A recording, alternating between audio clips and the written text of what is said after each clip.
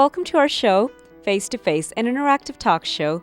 I'm your host, Priya, welcoming you to another segment of our show.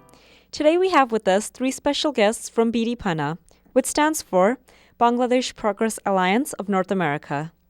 Our guests for this segment are Dr. Muazzam Ejkazi. He's a physicist and he's the member of Bangladesh Progress Alliance of North America.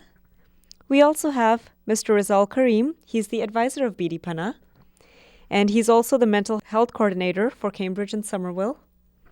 And last but not least, we have Mr. Bazlul Wahab Shaheen.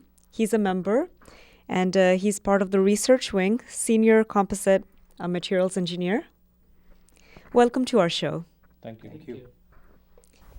At this time, I would like to request my guest, Dr. Kazi, to initiate the discussion. Thank you.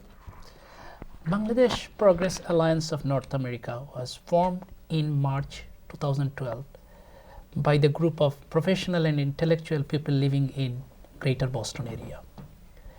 We would like to see a democratic, prosperous and vibrant Bangladesh. Unfortunately, within last, if you see that's from 91 to 2012, 22 years, we basically have a democracy we are practicing, but we were not able to establish a single column or pillar which will basically check and balance our government. Currently, government is manipulating all of the organ of the country, like judiciary, corruption commission, police, BDR. All of the organ is basically run by the government. And as a result, people are not getting free and fair voice. Also, people are not getting justice in the court. People are not getting fair trial in a lower court. So we would like to create awareness among us this. We have to build an independent judiciary, independent corruption commission and police. So if we can do these things, if we have all of the organs are independent and they can check and balance the power, eventually we will be achieved democracy and will achieve a prosperous and vibrant Bangladesh. So, my first question, Dr. Kazi, is that which steps do you hope to take which will eliminate the corruption that you were just talking about? Basically, we need awareness, first of all. To create awareness that corruption is wrong, and also focus in the media everywhere that these are the things happening and this is not good for the country, not good for the people, and create a negative impact against them.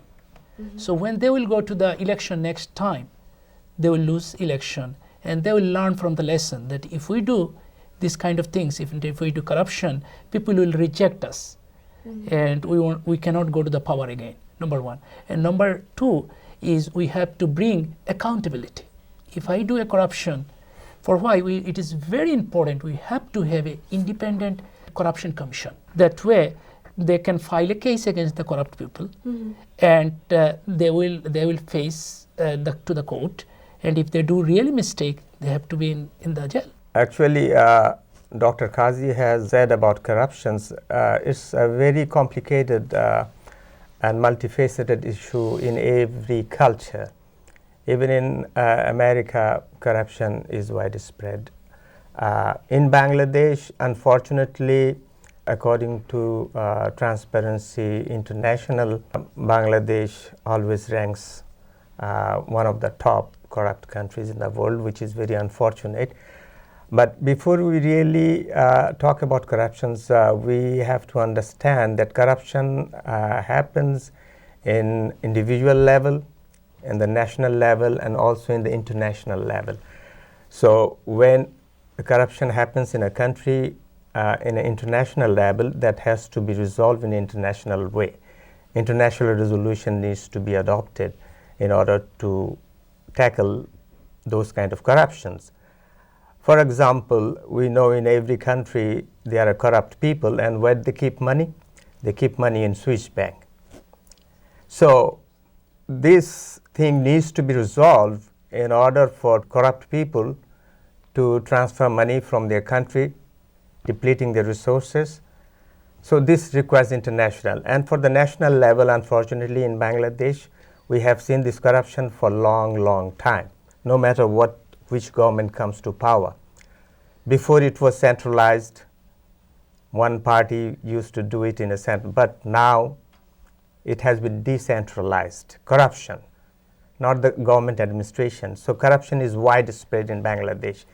And unfortunately, in the last year or so, we have come to know that there have been so many big corruptions in Bangladesh that got prominence in the international press. As for example, the Part1 bridge that World Bank was supposed to finance, World Bank has to discontinue that project because of corruptions that involve Bangladeshi government officials, even ministers, and also people in the international arena.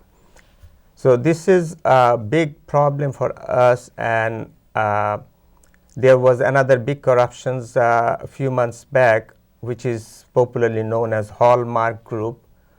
They siphoned almost 4,000 crores, which is about $1 billion in American currency.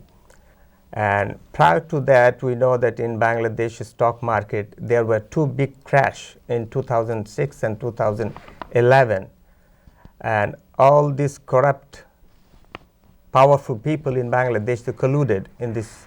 And as a result, some 20,000 crore taka, Bangladeshi currency, were lost.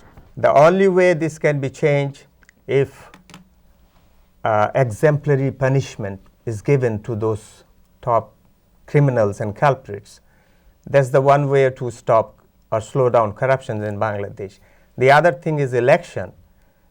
If there is a true, free and fair election, then obviously if the current regime is perceived as corrupt government, they cannot win the next election, and the party that will come to power, they will learn from this experience. Hopefully situation will change.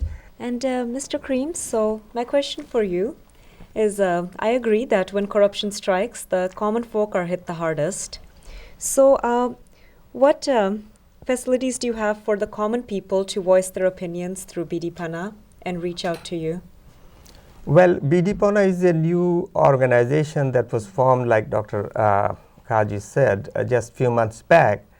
And the purpose of forming this think tank, the first of its kind in America, I guess, by Bangladeshi professionals and intellectuals basically living in Greater Boston. We were concerned for a long time what's happening in Bangladesh since its independence. But we have been thinking to how we can best help Bangladesh. So we thought that first we need to organize ourselves, and we have to raise awareness among ourselves. We have to unite ourselves. We have to speak in one true voice so that Bangladeshi politicians listen to us.